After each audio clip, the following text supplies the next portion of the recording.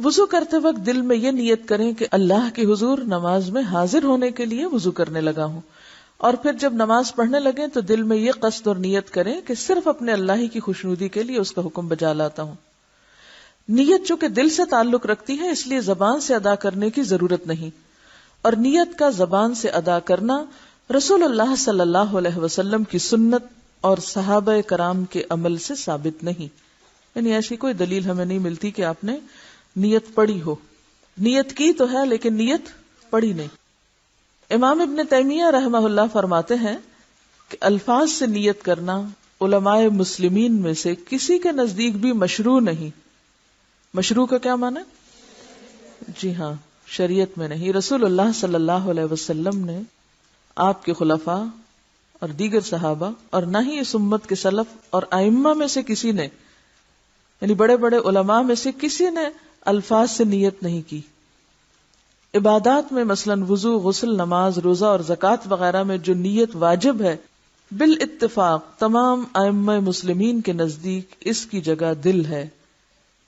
امام ابن حمام اور ابن قیم بھی اس کو بدعت کہتے ہیں۔ اب یہاں حاشیے میں ذرا دیکھیے، نمبر 1 حاشیہ، اپنے دل میں کسی کام کی نیت کرنا اور ضرورت کے وقت کسی کو اپنی نیت سے آگاہ کرنا ایک جائز بات ہے، مگر نماز سے پہلے نیت پڑھنا، نیت کرنا نہیں بلکہ پڑھنا، عقل اور نقل اور لغت تینوں کے خلاف ہے۔ نمبر 1، عقل کے خلاف اس لیے ہے کہ بے شمار ایسے کام ہیں جنہیں شروع کرتے وقت ہم زبان سے نیت نہیں پڑھتے، کیونکہ ہمارے دل میں انہیں کرنے کی نیت اور ارادہ موجود ہوتا ہے۔ مثلاً جوتا پہننے لگتے ہیں تو کبھی نہیں پڑھتے جوتا پہننے لگا ہوں وغیرہ وغیرہ۔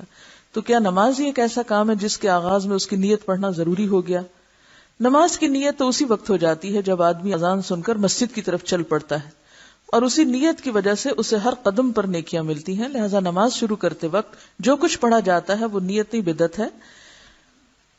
اور پھر آپ دیکھیے کہ ایک اور حدیث میں بھی آتا ہے نا کہ جب ایک انسان نماز کا انتظار کرتا ہے تو نماز کے انتظار میں جو وقت گزرتا ہے وہ بھی دراصل کس میں ہوتا ہے؟ تو وہ جو انتظار کا وقت ہے وہ نیت کے بغیر تو نہیں انتظار ہوگا نا۔ نمبر 2، نقل کے خلاف، اس لیے کہ نبی اکرم صلی اللہ علیہ وسلم اور صحابہ کرام باقاعدگی کے ساتھ نمازیں پڑھا کرتے تھے، اور اگر وہ اپنی نمازوں سے پہلے نیت پڑھنا چاہتے تو ایسا کر سکتے تھے، ان کے لیے کوئی رکاوٹ نہیں تھی۔ لیکن ان میں سے کبھی کسی نے نماز سے پہلے مروجہ نیت نہیں پڑھی، اس کے برعکس وہ ہمیشہ اپنی نمازوں کا آغاز تکبیر تحریمہ یعنی اللہ اکبر سے کرتے رہے۔ ثابت ہوا کہ نماز سے پہلے نیت نہ پڑھنا سنت ہے۔ نمبر 3، لغت کے اس لیے خلاف ہے کہ نیت عربی زبان کا لفظ ہے، عربی میں اس کا معنی ارادہ ہے۔ نیت کا معنی کیا ہے؟ ارادہ، اور ارادہ دل سے کیا جاتا ہے، زبان سے نہیں۔ بالکل اسی طرح جیسے دیکھا آنکھ سے جاتا ہے، پاؤں سے نہیں۔ دوسرے لفظوں میں نیت دل سے کی جاتی ہے، زبان سے پڑھی نہیں جاتی۔ بعض لوگ روزہ رکھنے کی دعا، حج کے تلبیہ اور نکاح میں ایجاب و قبول سے نماز والی مروجہ نیت کو ثابت کرنے کی کوشش کرتے ہیں۔ عرض یہ ہے، روزہ رکھنے کی دعا والی حدیث ضعیف ہے، لہذا حجت نہیں ہے۔ حج کا تلبیہ صحیح احادیث سے ثابت ہے، وہ نبی اکرم صلی اللہ علیہ وسلم کی پیروی میں کہنا ضروری ہے، مگر نماز والی مروجہ نیت کسی حدیث میں وارد نہیں ہوئی۔ رہ گیا نکاح میں ایجاب و قبول کا مسئلہ، چونکہ نکاح کا تعلق حقوق العباد سے ہے، اور حقوق العباد میں محض نیت سے نہیں بلکہ اقرار، تحریر اور گواہی سے معاملات طے پاتے ہیں۔ یعنی وہاں صرف ارادہ ہی کافی نہیں کہ کوئی شخص نکاح کا ارادہ کر لے، اگر اس طرح صرف ارادے سے نکاح ہو جائے تو کوئی بے نکاح نہ رہے۔ جبکہ نماز میں تو بندہ اپنے رب کے حضور کھڑا ہوتا ہے جو تمام نیتوں کو خوب جاننے والا ہے، پھر وہاں نیت پڑھنے کا کیا تک بنتا ہے؟ قیام۔ حضرت عمران بن حسین رضی اللہ عنہ بیان کرتے ہیں کہ مجھے بواسیر کی تکلیف تھی، نبی صلی اللہ علیہ وسلم نے فرمایا، صلی قائما فإن لم تستطع فقاعدا فإن لم تستطع فعلى جنب، کہ ممکن ہو تو کھڑے ہو کر نماز ادا کرو، اگر طاقت نہ ہو تو بیٹھ کر، اگر بیٹھ کر ادا کرنے کی بھی طاقت نہ ہو تو لیٹ کر نماز ادا کرو۔ یہ حکم کس کے لیے؟ بیمار کے لیے، لیکن اصل کیا ہے؟ قیام۔ نبی صلی اللہ علیہ وسلم نے دیکھا کہ کچھ لوگ بیٹھ کر نمازیں ادا کر رہے ہیں۔ آپ نے فرمایا، بیٹھ کر نماز ادا کرنے والے کو کھڑے ہو کر نماز ادا کرنے والوں کی نسبت نصف ثواب ملے گا۔ نبی صلی اللہ علیہ وسلم کی عمر زیادہ ہو گئی تو آپ نے جائے نماز کے قریب ایک ستون تیار کرایا جس پر آپ نماز کے دوران ٹیک لگاتے تھے، یعنی پھر بھی بیٹھتے نہیں تھے، ٹیک لگا لیتے تھے لیکن کھڑے ہو کے پڑھتے تھے۔ تو اس سے پتہ چلتا ہے کہ قیام بے حد ضروری ہے۔ نبی صلی اللہ علیہ وسلم رات کا بڑا حصہ کھڑے ہو کر نوافل ادا کرتے اور کبھی بیٹھ کر، یعنی فرض نماز تو آخر عمر تک آپ نے کھڑے ہو کر پڑھی، لیکن نوافل کبھی بیٹھ کر بھی۔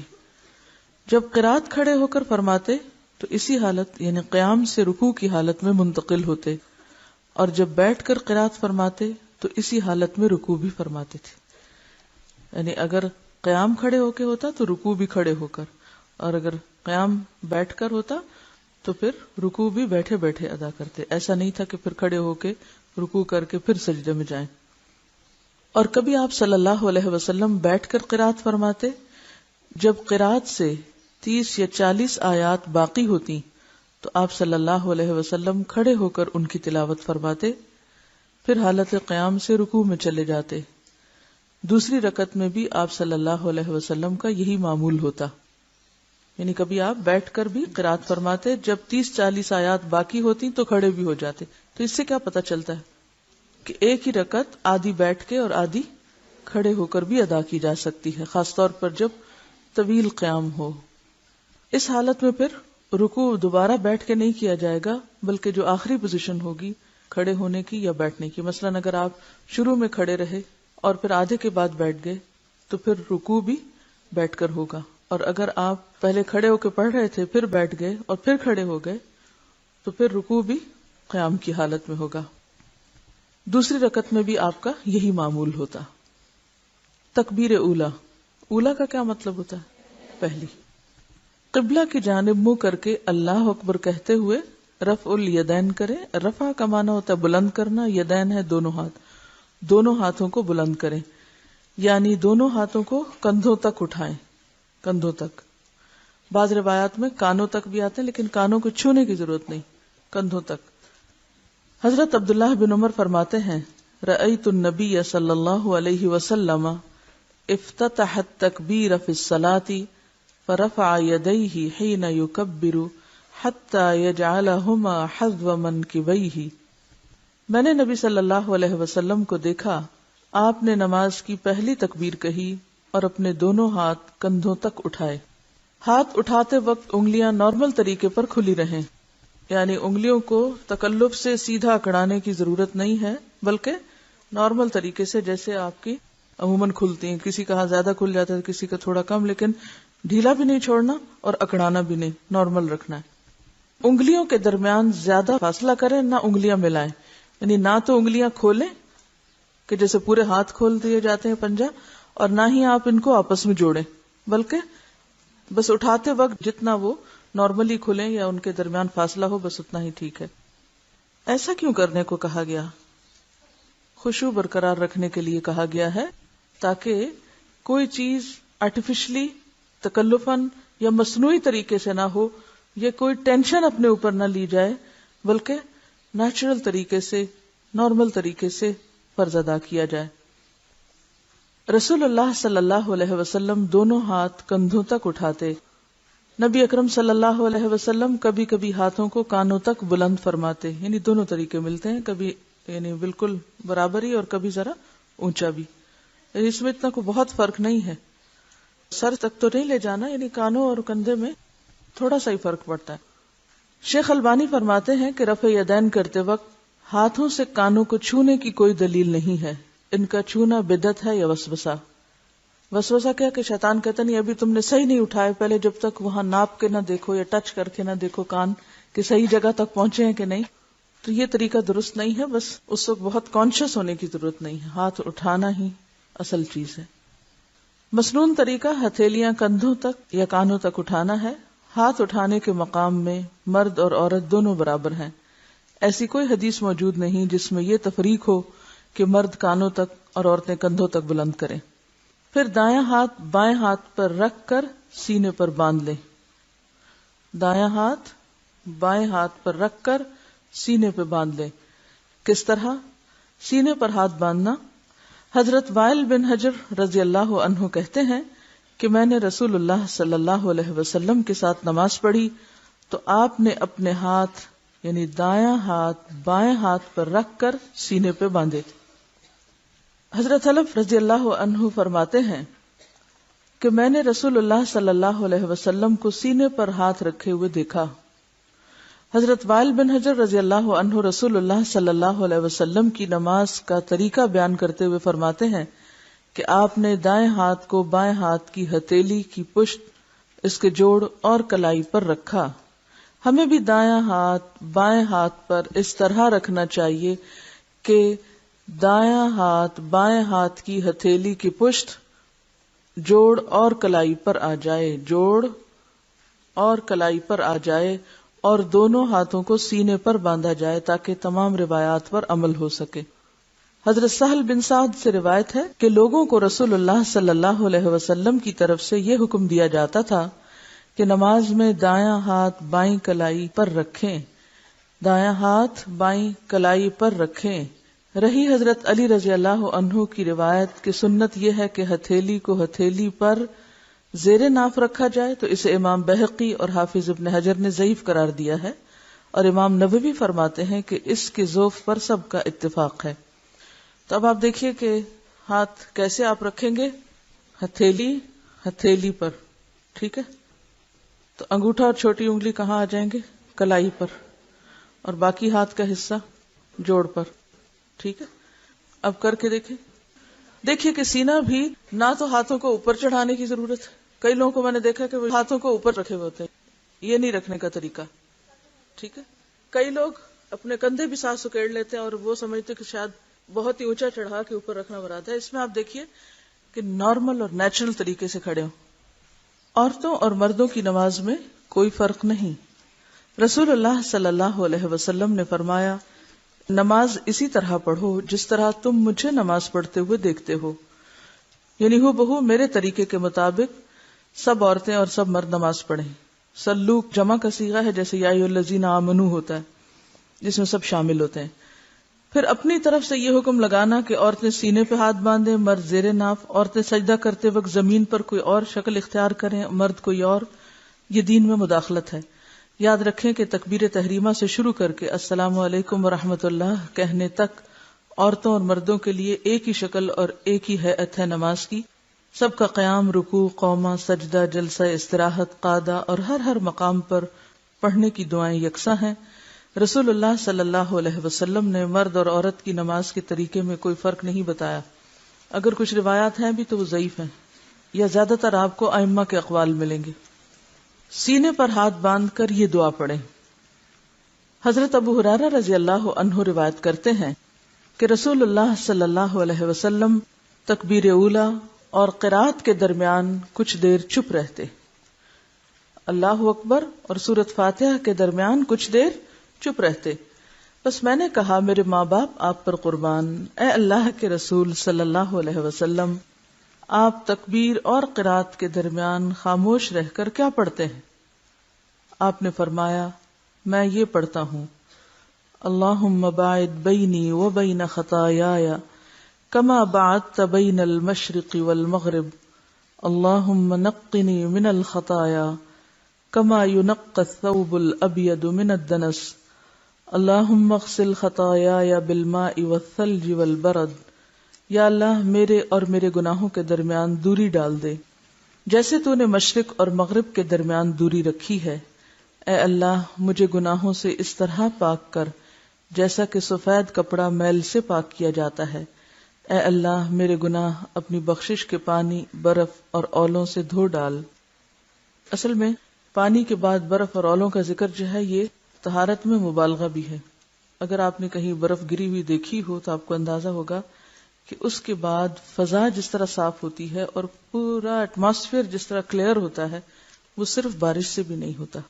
یعنی جتنی پولوشن برف باری کے بعد ختم ہوتی ہے اور جس طرح ہر طرف سفید چادر تن جاتی ہے، اور رات کے وقت بھی ایسی گلیئر اٹھتی ہے اس سفید برف سے کہ یوں لگتا ہے کہ دن چڑھا ہوا ہے یا کہیں نہ کہیں تیز چاند چمک رہا ہے۔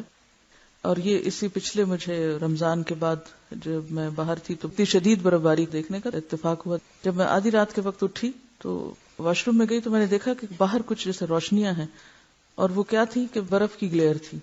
یعنی اتنی سفیدی نظر آتی ہے ایون رات کے وقت بھی کہ اس سے زیادہ پاکیزگی اور صفائی کا کوئی کانسیپٹ نہیں ہو سکتا. تو اس وقت مجھے یہ دعا سمجھ میں آئی کہ یہ کیوں کہا گیا کہ اللہ میرے گناہ پانی، برف اور اولوں سے دھو ڈال. تو یہ انتہا درجے کی صفائی کی طرف اشارہ ہے کہ جس میں ہوا بھی صاف ہو، جس میں فضا بھی، اور جس میں زمین بھی، اور ہر چیز ایک طرح سے سفید چادر سے ڈھک جائے. مثلا آپ دیکھتے ہیں آپ کارپیٹ پہ بیٹھتے ہیں تو اس پہ چادریں ڈالتے ہیں سفید. تو سفید چادر کس لیے ڈالتے ہیں؟ کیونکہ وہ صفائی میں ایک مزید صفائی کا اضافہ ہے. اور کلر سفید ہی کیوں؟ حالانکہ کوئی اور رنگ ہوتا تاکہ میل نظر نہ آتی، کیونکہ عام طور پہ لوگ کہتے ہیں نا میل خورا ہو، گندگی ہو مگر ہمیں نظر نہ آئے. اسی طرح آپ کو کیوں کہا جاتا ہے کہ سفید کپڑے پہنے؟ تاکہ وہ صفائی کا ایک احساس بھی ہو. بعض اوقات صرف صفائی کا ہونا کافی نہیں بلکہ صفائی کا احساس ہونا جو ہے وہ بھی ضروری ہوتا ہے. تو جب آپ اس طرح کی دعائیں مانگتے ہیں نماز میں تو اس سے نماز جو ہے ہی گناہوں کو دھونے کا ذریعہ، تو اس احساس میں مزید اضافے کا سبب ہوتی. اور یہ دعا صحیح بخاری میں آئی ہے. یا یہ دعا پڑھیں، رسول اللہ صلی اللہ علیہ وسلم کے پیچھے ایک شخص نے کہا اللہ اکبر کبیرہ والحمد للہ کثیرہ وسبحان اللہ بکرۃ واصیلا. اللہ سب سے بڑا ہے، بہت بڑا، ساری تعریف اسی کی ہے، وہ ہر عیب سے پاک ہے، صبح اور شام ہم اسی کی پاکی بیان کرتے ہیں. یہ سن کر رسول اللہ صلی اللہ علیہ وسلم نے فرمایا کہ اس شخص کے لیے آسمان کے دروازے کھول دیے گئے ہیں. یعنی ایک شخص نے یہ دعا پڑھی تو آپ نے کیا فرمایا کہ اس کے لیے آسمان کے دروازے کھول دیے گئے ہیں. حضرت ابن عمر نے فرمایا جب سے میں نے رسول اللہ صلی اللہ علیہ وسلم سے یہ بات سنی ہے میں نے ان کلمات کو کبھی چھوڑا نہیں. اور ہم میں سے کسی نے کبھی یہ کلمات کیوں؟ پتہ ہی نہیں. جہالت نعمت ہے، نعمت ہے نا. کتنی بڑی خیر سے ہم بعض اوقات محروم رہتے ہیں لا علمی کی وجہ سے. یہ صحیح مسلم کی روایت ہے. ہم سمجھتے ہیں ہم بہت کچھ پڑھ چکے ہیں، بہت کچھ جان چکے ہیں. اس کلمے کو ادا کرنے میں کتنی دیر لگتی؟ کچھ بھی ٹائم نہیں لگتا. بعض اوقات آپ جلدی میں بھی ہوتے ہیں اور پہلی دعا یا جو آگے آ رہی وہ نہیں بھی پڑھیں تو یہ آپ دیکھیں مختصر ترین بھی ہے اور فائدے میں مؤثر ترین ہے. یا یہ دعا پڑھیں سبحانک اللہم و بحمدک و تبارک اسمک و تعالی جدک ولا الہ غیرک. اے اللہ تو پاک ہے، ہم تیری تعریف کے ساتھ تیری پاکی بیان کرتے ہیں. تیرا نام بڑا ہی بابرکت ہے، تیری بزرگی بلند ہے، تیرے سوا کوئی معبود نہیں. یہ ترمذی کی روایت ہے. پھر یہ پڑھیں اعوذ باللہ السمیع العلیم من الشیطان الرجیم من ہمزہ ونفخہ ونفثہ. اللہ کی پناہ مانگتا ہوں جو ہر آواز کو سننے والا اور ہر چیز کو جاننے والا ہے، مردود شیطان کے شر سے، اس کے خطرے سے، اس کی پھونکوں سے اور اس کے وسوسے سے. کتنی خوبصورت دعا ہے، کتنی خوبصورت طریقے کی پناہ مانگی گئی ہے. اعوذ باللہ السمیع العلیم من الشیطان الرجیم من ہمزہ ونفخہ ونفثہ. بسم اللہ الرحمن الرحیم.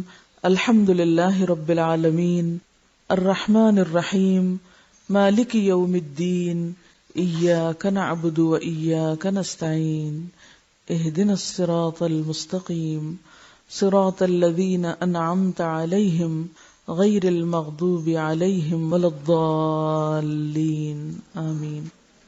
اللہ کے نام سے شروع کرتا ہوں جو نہایت رحم فرمانے والا بے حد مہربان ہے. ساری تعریف اللہ کے لیے ہے جو تمام مخلوقات کا رب ہے، بے حد رحم کرنے والا، بے حد مہربان ہے، بدلے کے دن کا مالک ہے. اے اللہ ہم تیری ہی عبادت کرتے ہیں اور تجھی سے مدد مانگتے ہیں. ہمیں سیدھے راستے پر چلا، ان لوگوں کے راستے پر جن پر تو نے انعام کیا، جن پر غضب نہیں کیا گیا، جو گمراہ نہیں ہوئے.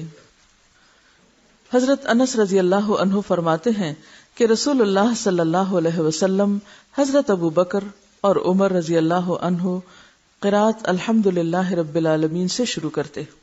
یعنی اعوذ باللہ اور بسم اللہ نہیں پڑھتے تھے بلکہ ڈائریکٹ سورۃ الفاتحہ سے شروع کرتے.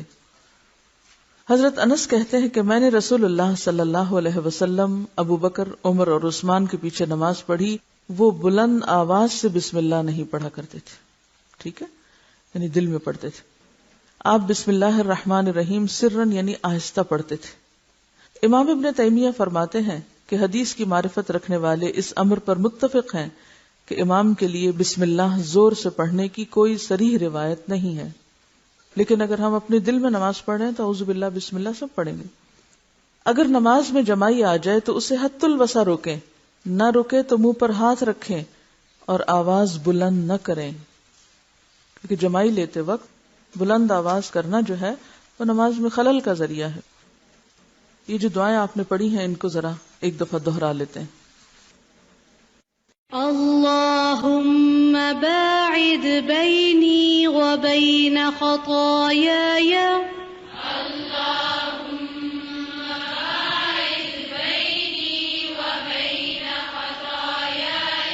كما باعدت بين المشرق والمغرب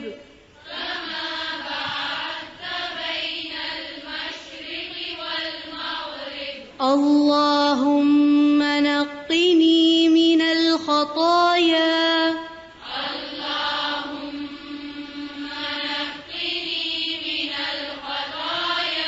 كما ينقى الثوب الأبيض من الدنس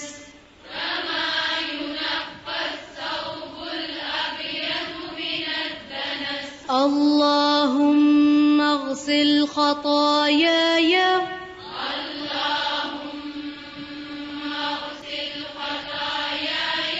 بالماء والثلج والبرد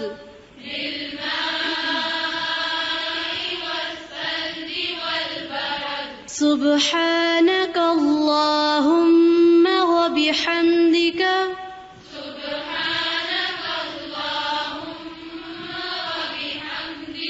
وتبارك اسمك وتعالى جدك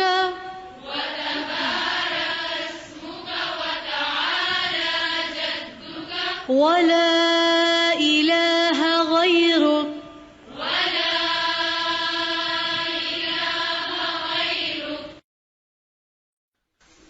کچھ سوالوں کے جواب ہیں. پہلا سوال ہے، آپ نے جس طرح محسن کی نماز بتائی اس طرح دل چاہتا ہے پڑھنے کا، مگر اگر بچے چھوٹے ہوں تو رونے لگتے ہیں، پھر نہ چاہتے ہوئے بھی دھیان اسی طرف لگ جاتا ہے، ایسی صورت میں کیا کریں؟ ایسی صورت میں آپ کا اولین فریضہ ہے کہ بچوں کا خیال رکھیں. آپ دیکھیں کہ ایک ہوتی ہے کون سی سچویشن، وہ کن کے لیے ہے؟ جن کے بچے چھوٹے نہیں. تو یہاں میرا خیال اکثریت انہیں کی بیٹھی ہوئی ہے جن کے پاس چھوٹے بچے نہیں. ہاں یہ الگ بات ہے کہ انہوں نے اپنے لیے اور کئی کھیل کھلونے رکھے ہوئے ہیں جن میں مشغولیت کی وجہ سے وہ نماز کی طرف پوری توجہ نہ کریں. اور اب دیکھیے کہ بچوں کا چھوٹا ہونا اور عورت کا ان ساری کیفیات سے گزرنا یہ بالکل ایک نیچرل سی چیز ہے، اور اللہ تعالیٰ کو سب معلوم ہے کہ کون کس حالت میں ہے، کس کیفیت میں ہے. ایون بچے چھوٹے بھی ہوں تو ایسا نہیں ہوتا کہ سارا وقت بچے جاگ ہی رہے ہوں. مثلاً آپ جب وہ سو جائیں پھر عشاء کی نماز پڑھ سکتے ہیں، یا فجر کی، یا تہجد کی، یا دن میں کسی وقت، کیونکہ ہمیشہ بچے ایک حالت میں نہیں رہتے، بچے بھی ایک حالت سے دوسری حالت میں چلتے چلے جاتے ہیں. اور جب ایسا وقت ہو کہ بچے واقعی بہت چھوٹے ہیں اور بہت پریشان کن حالات ہوں تو پھر اللہ تعالیٰ جانتا ہے کہ کون کس مشکل میں ہے. لا یکلف اللہ نفسا الا وسعها. لیکن ہمیں ہمیشہ عذر نہیں، کیا تلاش کرنا ہے؟ عزیمت کی راہیں اختیار کرنی ہے. ساری مشکلات کے باوجود اپنے لیے بہتری اور ترقی اور آگے بڑھنے کے راستے ہی دیکھتے چلے جانا ہے. ٹھیک ہے. اگلا سوال ہے، میں گورنمنٹ اسکول میں جاب کرتی ہوں، چھٹی 1:30 بجے ہوتی ہے جبکہ قریبی مسجد میں اذان 1:45 بجے ہو جاتی ہے. کیا میں اسکول میں اذان کے فوراً بعد نماز پڑھ سکتی ہوں؟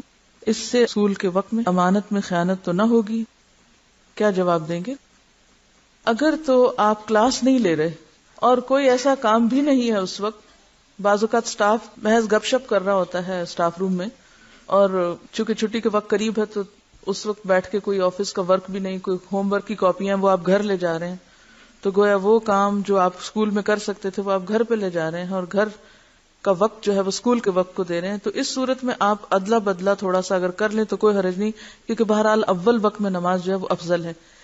یعنی یہ صرف اس صورت میں ہے کہ جب آپ سمجھتے ہیں کہ اس وقت کا جو کام ہے وہ میں چھٹی کے بعد بھی کر سکتی.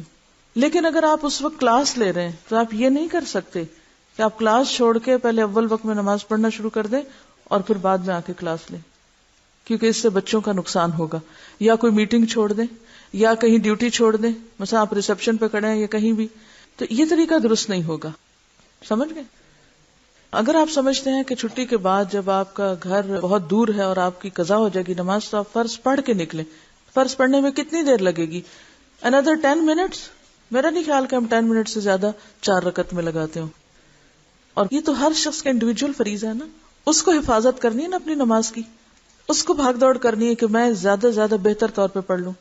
اب اگر ایک شخص صرف یہ بہانہ کرے وہ بہت واش روم کی لمبی لائن ہے لہٰذا میں تو اب اس وقت یہ کر رہا ہوں، نہیں، آپ کو پتا ہونا چاہیے کہ آپ نے اس کا بندوبست کیسے کرنا ہے. اگر ایک جگہ لائن لمبی ہے تو دوسری جگہ چلے جائیں. عام طور پر میں نے دیکھا ہے کہ لوگ جو واش روم میں بھی جاتے ہیں تو 5-6 بھی ہیں نا تو سارے پہلے پہ ہی کھڑے ہو جائیں گے، تھوڑا سا آگے بڑھ کے وہ آخری تک نہیں جائیں گے. تکلیف نہیں ہم کرنا چاہتے، عقل استعمال نہیں کرنا چاہتے کہ میرے وقت کی بچت کہاں سے ہو سکتی ہے. ہم صرف یہ بہانہ کر دیتے ہو چونکہ لائن لمبی ہے اس لیے میں نماز لیٹ پڑھ رہی ہوں. جب تک ہمارے اپنے اندر تقویٰ نہیں آئے گا، جب تک اندر فرقان نہیں آئے گا، جتنی مرضی سہولتیں ہو جائیں ہم پھر بھی افضل درجے کا کام نہیں کر سکیں گے. بہت سی چیزیں ہم دوسروں پہ ڈال دیتے ہیں، چونکہ یہ چھٹی دیر سے دیتے ہیں اس لیے ہماری نماز لیٹ ہوتی ہے، تو پھر یہ ذمہ دار ہیں ہم نہیں، آپ خود بھی ذمہ دار ہیں کہ آپ اس وقت کو پھر اور کتنے بہتر طریقے سے استعمال کر سکتے ہیں. اور اگر کہیں رکاوٹ آ رہی، خلل آ رہا ہے تو اس کو دور کرنے کے لیے بھی اللہ نے عقل دی، اس کو بھی دور کرنا چاہیے. لیکن نماز تو بہرحال نماز ہے، فریضہ ہے. سبحانک اللہم و بحمدک نشہد ان لا الہ الا انت نستغفرک و نتوب الیک.